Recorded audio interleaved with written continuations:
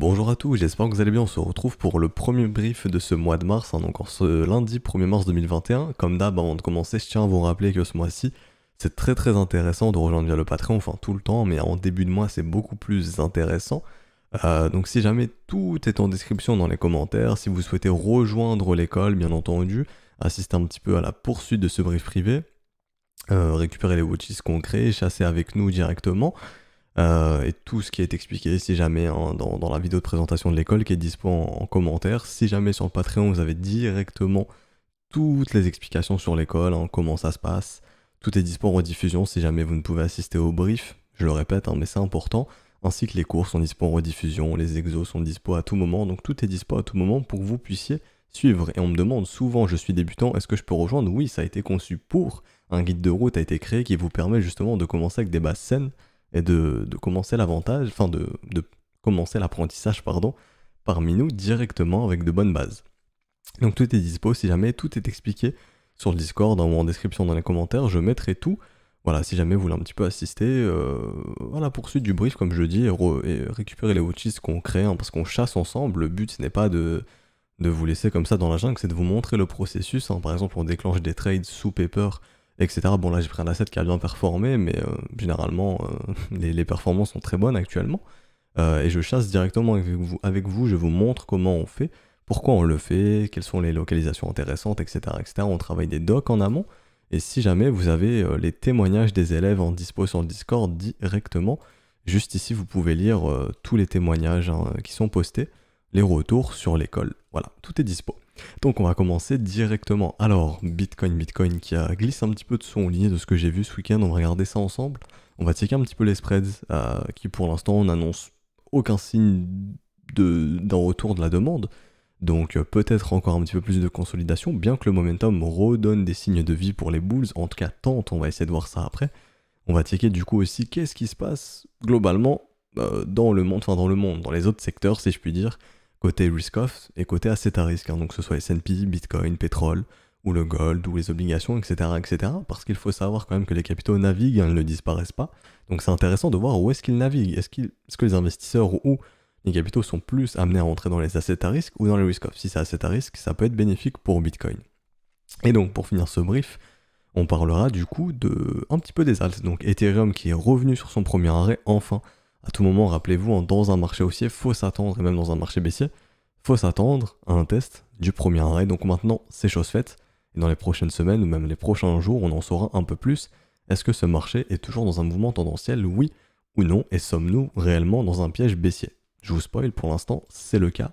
Et je réexpliquerai pourquoi, comme d'habitude. Et pour finir, on parlera de Litecoin qui a fait la même chose qu'Ether, hein, de XRP si on a le temps, et donc de Tezos. Et comme d'habitude, je regarderai encore des petites datas sur Glassnode, hein, si jamais je vous mets le lien en description ou en commentaire, peu importe, si jamais vous êtes intéressé par les infos Glassnode. Si jamais Glassnode est un outil payant, mais je fournis les informations directement au sein de l'école. Donc voilà, dès que vous rejoignez l'école, vous n'avez pas à payer Glassnode, bien entendu. C'est gagnant pour vous. Alors, Bitcoin. Rappelez-vous, on attend toujours de voir la résolution du premier arrêt. Peut-être on n'ira pas le retester. Mais vraiment, je maintiens, tant qu'on ne casse pas celui-ci, nous sommes dans un piège baissier. Nous l'avons écrit ici, nous l'avions fait ici également, hein, donc on s'attendait à une résolution haussière. Et donc maintenant, on attend aussi actuellement de voir la résolution de celui-ci. On n'est même pas obligé de le tester, tant qu'on évolue au-dessus, dites-vous que vous êtes dans un piège baissier. Ce qui est très intéressant, c'est de voir sur les contrats dérivés que le sentiment s'est vraiment calmé. On avait un sentiment qui était très prononcé, très bullish, on avait une demande qui était excessive du côté des contrats dérivés, donc beaucoup de leviers. On le voit ici avec un funding qui était très positif, hein. Pour ceux qui ne savent pas, le funding est simplement calculé en faisant le spread entre le prix du contrat dérivé et le prix spot. Donc par exemple, on prend ici le contrat perpétuel de Binance en USDT, on va le soustraire au prix du spot, mais je ne sais pas, ils prennent quel prix, peut-être un mélange de Bitstamp, etc. En tout cas, BitMEX fonctionnait comme ça. Mais en gros, ils prennent le prix spot. Donc là, vous achetez réellement du Bitcoin, hein. Ici, on est sur des contrats dérivés. Donc sur le prix spot, on est sur du réel Bitcoin où vous pouvez le mettre en ledger, etc. Et ils font une soustraction. Donc c'est-à-dire que par exemple, si le prix du contrat perpétuel est supérieur au prix spot, dans ce cas-là, tout simplement, le funding va être positif. Et ça traduit l'information d'une grosse demande sur les contrats dérivés. Et donc on peut se dire que les gens achètent beaucoup sur contrats dérivés. tout simplement. Et quand il y a trop d'acheteurs sur contrat dérivé, faut baisser, quand il y a trop de vendeurs, faut monter, c'est comme ça. Concept de liquidité, mais bon, je rentrerai pas dans les détails, hein, puisque ce sont des cours qui sont expliqués de A à Z dans l'école.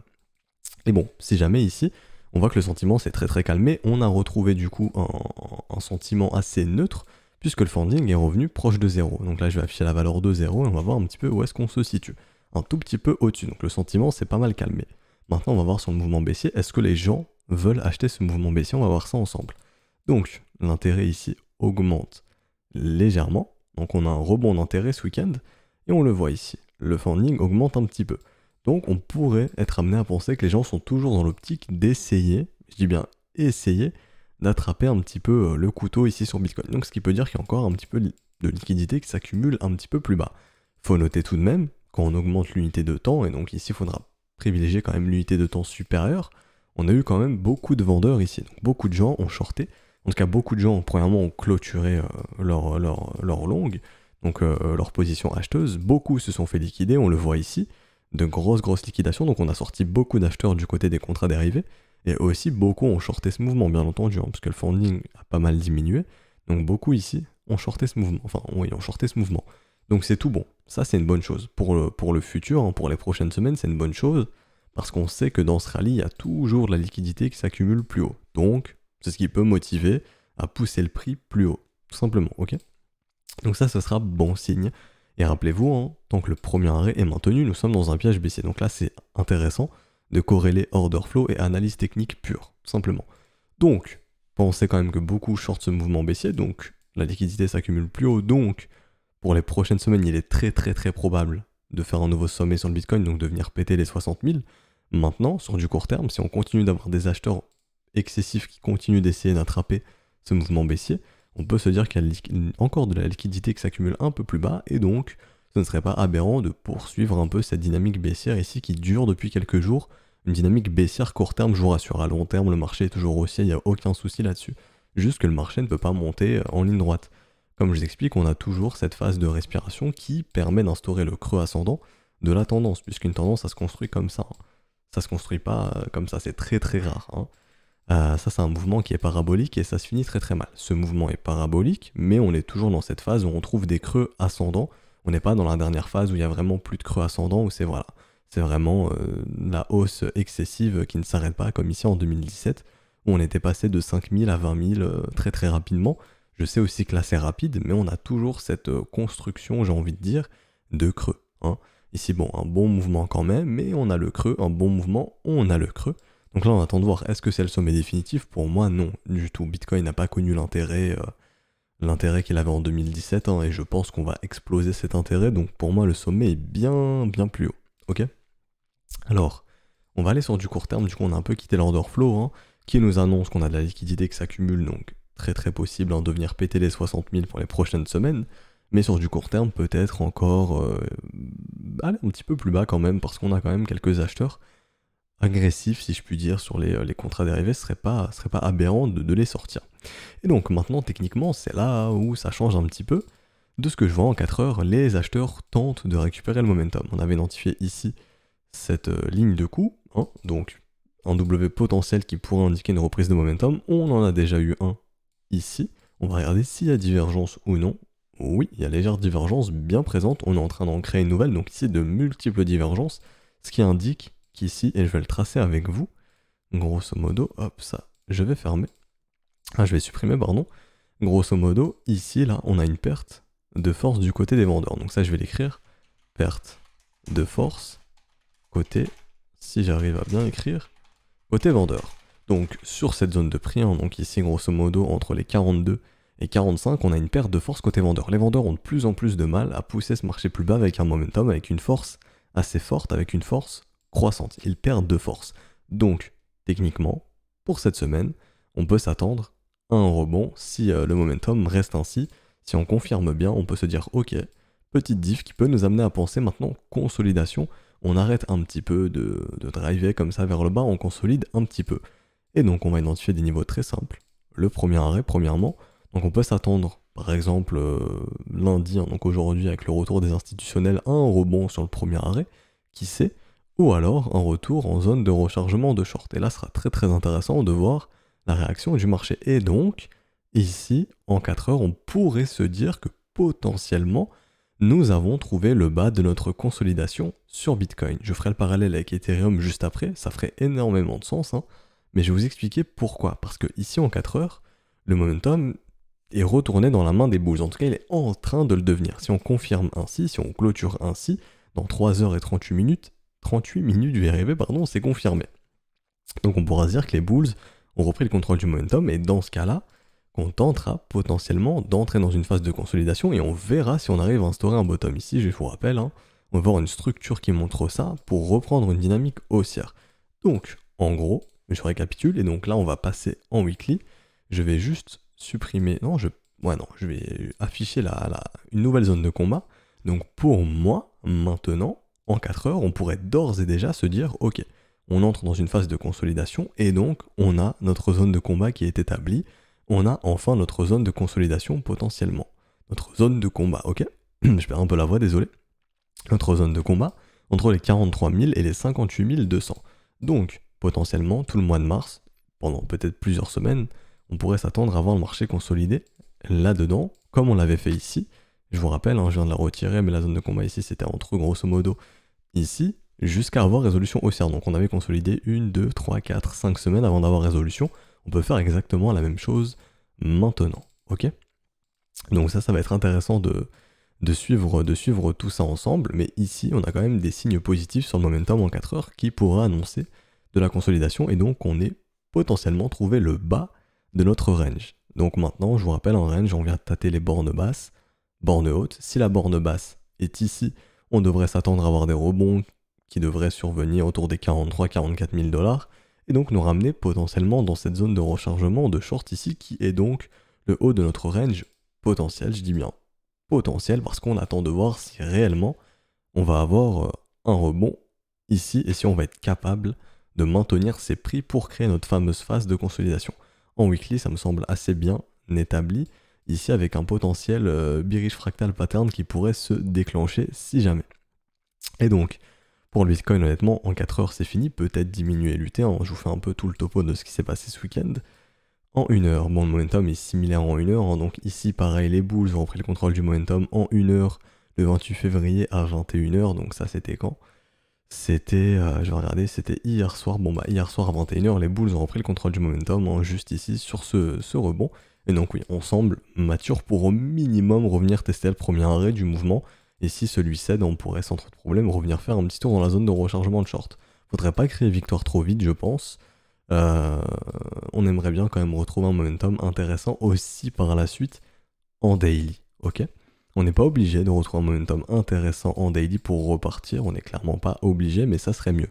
Ici on le voit, on a clairement un momentum qui est contrôlé par les vendeurs maintenant, hein. Donc de venir avaler la précédente div, simplement voir un petit W se dessiner sur le momentum, qui indiquerait aussi, lui aussi, que ça y est, les bulls ont nettoyé la div précédente, on quitte cette conso, on reprend un momentum bullish, on est prêt à recasser le sommet, enfin à casser le sommet et à poursuivre ce mouvement, ok? Donc là je sais que ça fait beaucoup d'informations, n'hésitez pas à regarder plusieurs fois si jamais, voilà. Donc pour résumer tout simplement, potentiellement bas de consolidation qui a été trouvé, enfin le bas du range, et on peut retater la borne haute du range, mais ça demande un petit peu plus de travail que ça, on verra ça cette semaine, ok? Maintenant côté spreads, alors côté spreads on n'est pas encore sorti de cette consolidation, de ce que les spreads nous disent, ici c'est très très intéressant, vous avez le prix du Bitcoin et les spreads, hein, donc la spread future à 3 mois, et on voit simplement qu'ici les spreads n'accompagnaient plus le mouvement, on le voit, on avait du mal à faire de nouveaux sommets, alors que Bitcoin lui faisait un nouveau sommet. L'information que la demande n'accompagne plus ce mouvement, en tout cas n'accompagne plus autant ce mouvement comme elle le faisait avant, la demande n'est plus aussi croissante, signe quand même un petit warning, on l'avait noté, hein, perte de demande, et donc généralement, quand on a une perte de demande, bah, c'est dur de poursuivre, hein, le mouvement. Dans un mouvement haussier, on veut vraiment des spreads haussiers. Comme c'était le cas ici, par exemple. Spreads haussiers, un cours haussier, il n'y a pas de problème. Mais quand les spreads n'accompagnent plus le mouvement, généralement, ça annonce une fin du mouvement. Ou en tout cas, vraiment, il se passe quelque chose. Une consolidation est peut-être proche, ok? Donc maintenant, est-ce qu'on a retrouvé une dynamique intéressante sur les spreads? Non. Donc aussi d'un point de vue spreads, hein, on aimerait justement voir retrouver une dynamique haussière sur les spreads, juste un petit W ou non, mais juste retrouver une dynamique haussière, ok? Qui pourrait justement indiquer un retour de la demande, et dans un marché haussier, quand la demande revient, les vendeurs se font manger et on retrouve des prix croissants tout simplement. Alors, Ethereum c'est pareil, et Litecoin c'est exactement pareil. On a aussi l'info ici, on voit que les spreads ont bien dégonflé, que vraiment le sentiment qui était très prononcé, très bullish, a quitté un peu le marché. Donc les gens ont eu un peu peur sur ce rallye. C'est une très bonne chose, on veut que les gens aient peur dans un rallye haussier. On ne veut pas qu'ils soient confiants. Si les gens sont confiants lorsque le prix baisse, c'est pas une bonne chose. On veut que les gens aient peur, qu'ils vendent, ou mieux qu'ils shortent. C'est ce qui permet ensuite de poursuivre le mouvement. Alors côté asset à risque, léger, pas rebond, mais j'ai envie de dire léger pic vers le bas. Mais bon, tous les marchés se font un petit peu, tous les secteurs se font démonter, à part les obligations qui tentent un rebond. On avait vu que c'était dû à un rebond du dollar index, qui pour le moment est toujours dans sa zone de combat de ce qu'on a vu, et on attendra résolution de celle-ci. Je tiens à le rappeler, mais tant que le dollar index va mal, Bitcoin va bien, et le dollar index tente d'instaurer un bottom, on verra si jamais le dollar index arrive à instaurer un bottom. Si c'est le cas, on verra si Bitcoin serait impacté par le bottom de celui-ci ou non, ou si le Bitcoin n'en aura rien à foutre, le dollar index est considéré comme un asset à risque, le Bitcoin aussi. Si les capitaux se dirigent dans les assets à risque pour les 10-15 prochaines années, ça pourrait être très bullish, que ce soit pour le dollar index ou pour le Bitcoin, donc ça va être très intéressant de suivre ça aussi. Mais de ce qu'on a vu au passé, généralement, quand le dollar index se comporte mal, le Bitcoin se comporte très bien. Donc ce serait bien que ça puisse rester ainsi, bien entendu. Et donc pour finir ce brief, ah oui, j'allais vous montrer, en parlant de Glassnode, si jamais vous avez montré dans un brief précédent, mais on aime bien voir les envois de Bitcoin sur les exchanges qui généralement peuvent nous montrer quand les baleines sont en train de vendre, parce qu'elles ont besoin de la liquidité des acheteurs, tout simplement. Et des nouveaux entrants, donc quand l'euphorie est à son maximum, c'est à ce moment qu'on a le plus de liquidités disponibles sur les exchanges, et c'est à ce moment-là que les baleines peuvent vendre. Et est-ce que ici les baleines sont en train de vendre massivement? Non, on le voit ici. On n'a pas ces pics comme on a connu en 2017 où les baleines envoyaient énormément de bitcoin sur les exchanges pour simplement les décharger, si je puis dire, dans la gueule des particuliers qui achètent en sommet de marché. Du tout.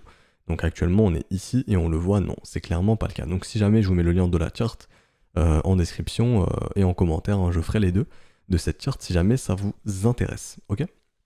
Mais bon, pour le moment, il n'y a pas trop à s'inquiéter non plus, ce qui m'invite aussi à penser qu'on n'a clairement pas un sommet de marché. Et donc tout à l'heure, je vous disais que je pense potentiellement, en tout cas, c'est pas je pense, hein, d'après les informations que j'ai sur le momentum sur Bitcoin, on tente de trouver un bas de cette consolidation, et donc d'entrer, de bien créer notre zone de combat, hein, peut-être entre les 43 000 et 58 000. Qu'est-ce qui me fait penser ça aussi, c'est qu'Ethereum, lui, est venu chercher son premier arrêt. Bitcoin ne l'a pas fait encore, Ethereum l'a déjà fait. Alors, est-ce que c'est Ethereum qui va un peu driver le marché, et donc Bitcoin n'ira pas plus bas parce que Ethereum est déjà venu chercher son premier arrêt, et donc il a peut-être trouvé son bottom, hein. Je le répète, mais dans un mouvement tendanciel haussier, on ne retrace jamais sous le premier arrêt, ou en tout cas on peut aller un peu dessous, mais on ne le perd pas. C'est-à-dire qu'on n'a pas un combat ici qui fait gagner les bears avec une résolution baissière. Et donc là, par exemple, une zone de combat avec une résolution baissière. On n'a pas ça dans un mouvement tendanciel haussier. Les bulls sont amenés à le maintenir en vie. Je buvais un petit coup d'eau, désolé. Les bulls sont amenés à le maintenir en vie pour poursuivre justement cette hausse. Et donc d'ores et déjà ici, si le premier arrêt sera bien maintenu, on est venu le chercher au prix près, ici au dollar près. Donc tout simplement très très très très intéressant encore ce concept de premier arrêt. Et il fait encore très très bien le job ici. Alors, si jamais, on va simplement voir, lorsqu'on va rebondir ici, si on va venir péter les 1572 $, donc le premier arrêt, même un petit peu plus haut, 1600 $ grosso modo, de voir la résolution du premier arrêt de ce mouvement baissier cette fois-ci, pour se dire, ok, est-ce qu'on est mature pour venir chercher cette zone de rechargement de short? Donc là, faudra faire assez attention. Simplement parce que ça pourrait être la fin de ce rebond si jamais il y en a un, et ça pourrait nous ramener dans une dynamique baissière si jamais ce genre de structure prend forme. Je vous le dis personnellement, je pense que c'est très très peu probable. Je pense que avril, mai, juin, enfin même mars, avril, mai, juin sera très très positif pour les cryptos. Peut-être pas mars encore pour le moment, mais de toute façon on le voit sur les alts, ça se dessine. Et je le vois avec les élèves, de toute façon il y a une grosse entrée de capitaux qui devrait entrer dans les alts incessamment sous peu. Les capitaux devraient se déverser énormément dans ce secteur. Et donc Bitcoin et Ethereum devraient en bénéficier bien entendu, comme ça a été le cas en 2017, puisque le cycle se répète pour le moment à la perfection, tout simplement. Donc, ici, on pourrait d'ores et déjà calculer une extension, on l'avait déjà fait justement sur ce premier arrêt, il me semble, hein, peut-être que ce n'est pas le cas, je ne sais plus si je l'ai fait sur YouTube ou avec les élèves, mais ici simplement une extension depuis ce premier arrêt, parce que techniquement, on ne devrait pas aller sous ce premier arrêt. Dans un marché tendanciel haussier, on ne devrait pas y aller. Donc on peut d'ores et déjà targeter des zones d'extension ici, top, bottom, et donc en cas de nouveau sommet, Ether devra au minimum très rapidement se retrouver entre les 2005 et 2008. Vous avez aussi eu l'opportunité d'avoir un excellent point d'entrée ici sur Ether si vous voulez suivre ce rallye. Si vous voulez faire partie de ce rallye, vous êtes entré un petit peu très tard, vous avez deux possibilités, soit le premier arrêt ou la zone de rechargement. Sachez que dans un mouvement tendanciel haussier, je le répète, on n'est pas censé aller sous le premier arrêt, donc au maximum, c'est la meilleure opportunité qui s'offre à vous. Donc je vais le noter ici, comme je l'avais fait pour Bitcoin, bear trap, tant que le premier arrêt ne cède pas. Ok. Bear trap, ça veut dire piège baissier, si jamais. Donc simplement, objectif, aller chercher un nouveau sommet. On a vu les targets au minimum entre 2005 et 2700 assez rapidement, tout simplement. Donc ça, c'était pour Ethereum. On peut regarder un peu côté momentum. C'est vrai que je le fais pas souvent sur l'Ether, on va regarder ça. En daily, on avait une contraction, rappelez-vous, en résolution de la contraction gagnée par les vendeurs, donc gros retour de volatilité baissier. Retour sur le premier arrêt, pareil, si on aimerait bien voir les bulls récupérer le momentum, comme je l'expliquais sur Bitcoin en daily. On diminue un peu l'UT, est-ce que c'est pareil que sur Bitcoin? Le momentum est pareil que sur Bitcoin ici, donc sur ce premier arrêt, on est en train de voir que les vendeurs perdent de leur force, que les acheteurs sont en train de reprendre à la force du mouvement, en tout cas de nettoyer la divergence précédente qui avait été faite par les vendeurs. Ça va être très intéressant, ça veut dire aussi que ici, on a trouvé, très probablement, notre zone de consolidation, et ici, techniquement, c'est très propre, c'est très clair, puisque c'est sur le premier arrêt. Donc c'est simple ici, petite zone de combat entre ici et ici, tout simplement. On vient péter ici, les bulls ont gagné, si on pète, tout simplement, je vais réussir à modifier, ouais, ça me prenait le fib, si on arrive à péter les 2048 $ résolution haussière, si on pète les 1295 $, attention, risque de résolution baissière. Et dans ce cas-là, il faudra vraiment faire attention comment on va résoudre ce premier arrêt. Si c'est une résolution baissière, attendez-vous à revoir un Ether entre les 800 et les 490 $. Mais comme je vous le dis, de mon point de vue, je peux totalement me tromper. C'est une chose assez peu probable pour le moment, dans le sens où la saisonnalité est très favorable à Ethereum et aux altcoins au printemps, et aussi à Bitcoin qui devrait suivre juste derrière. Et aussi Ethereum devrait surperformer Bitcoin au cours des prochaines semaines, comme il aime bien le faire au printemps, et dans la charte c'était un peu inscrit, je l'avais montré sur Ethereum BTC, on peut se rediriger sur ce genre d'asset juste ici. Hop, donc simplement depuis que cette épaule a pris forme, et même depuis ici grosso modo, depuis le 20 février 2020, enfin 10 février, ça met un peu de temps, mais Ethereum a retrouvé une dynamique haussière, donc simplement Ethereum BTC sera amené à avoir des prix croissants pour simplement les prochaines semaines et prochains mois, et donc on devrait retracer un peu plus profondément. Et donc, ici, on est dans une dynamique haussière. Rappelez-vous, dans une dynamique haussière, très généralement, le creux ascendant de la dynamique s'instaure en zone de rechargement. Donc ici, on est en plein dedans. Ça serait intéressant de voir si Ethereum BTC peut rebondir ou non. On peut checker le momentum. Voilà, la div est en train de se dessiner. Le W est en train de se dessiner, donc on est en train d'avoir l'information qu'à l'intérieur de cette zone de rechargement, les vendeurs sont en train de perdre de force. Donc là, les acheteurs pourraient se montrer. Ici, je dessine la zone de rechargement. Je vais noter la petite diff qui est potentielle. Enfin, certains la confirmeront déjà. Dans l'école, certains élèves ont plus un autre profil. Moi, j'aimerais voir un cross des zéros ici, mais bon, certains la confirmeront. Et donc, ici, perte de momentum, localisation intéressante. Si une petite structure se redessine, comme ceci, on pourrait se dire, ok, Ethereum BTC est prêt à repartir, à reprendre du poil de la bête et à resurperformer Bitcoin, tout simplement. Donc ça, ce sera vraiment à suivre. Je repasse sur Ethereum USD. Et donc ça fait un brief un peu long aujourd'hui, mais bon, il y a beaucoup d'infos, puisque s'est passé beaucoup de choses ce week-end. Et je retourne sur BitMEX. Et donc XRP, ça va aller très vite, puisque ça n'a pas changé, je le répète, on est dans une énorme zone de combat ici, premièrement, entre grosso modo les 17 centimes et les 78 centimes. Et on attendra résolution. Pour l'instant, le marché fait mumuse entre les deux bornes, et on attendra de voir la résolution, qu'elle soit haussière ou baissière. Je le répète, XRP, on est dans un énorme bear trap, tant qu'on ne vient pas casser les 17 et les 11 centimes. Bear trap, je le répète, piège baissier. Et donc si XRP revient en zone de rechargement, il peut être très intéressant pour un investisseur s'il est intéressé par ce genre d'asset. Tout ce que je viens d'expliquer pour LTC, si jamais c'est exactement pareil que Ethereum et Bitcoin, on attendra de voir si ce premier arrêt est maintenu. S'il est maintenu, très bon signe, ça annoncerait potentiellement un nouveau sommet dans les prochaines semaines à venir, au cours du mois de mars par exemple. Et pour finir ce brief, Tezos Je le répète encore une fois, Tezos est dans une énorme pour moi structure d'accumulation à long terme, hein.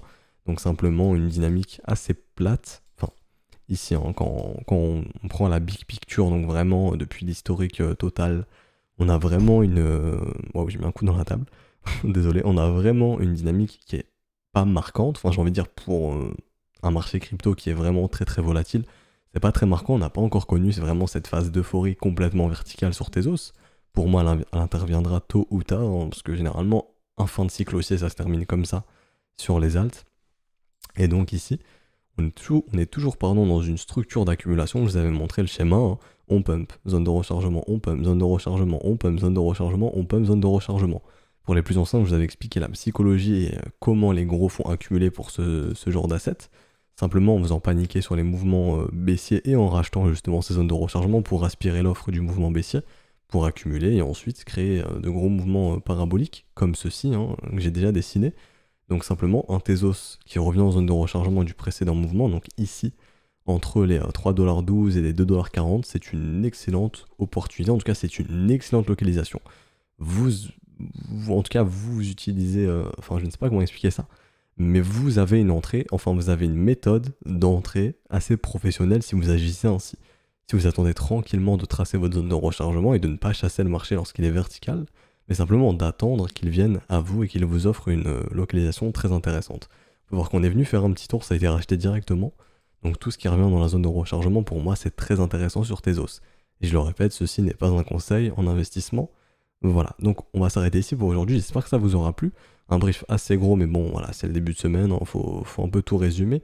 Je tiens à le rappeler, mais si jamais les offres Patreon, enfin l'offre Patreon est disponible, on est en début de mois, c'est le meilleur moment, n'hésitez pas à nous rejoindre.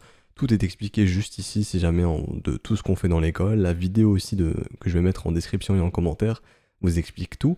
Je le répète encore une nouvelle fois, tout est dispo en rediffusion, on me demande beaucoup, c'est une question qui revient souvent. Et même si vous avez un niveau débutant, vous pouvez rejoindre puisqu'un guide de rose a été créé pour, et vous aurez une base très saine pour commencer l'apprentissage. Je vous souhaite un excellent début de semaine, on se retrouvera donc demain pour l'update de ce marché. Allez, ciao tout le monde.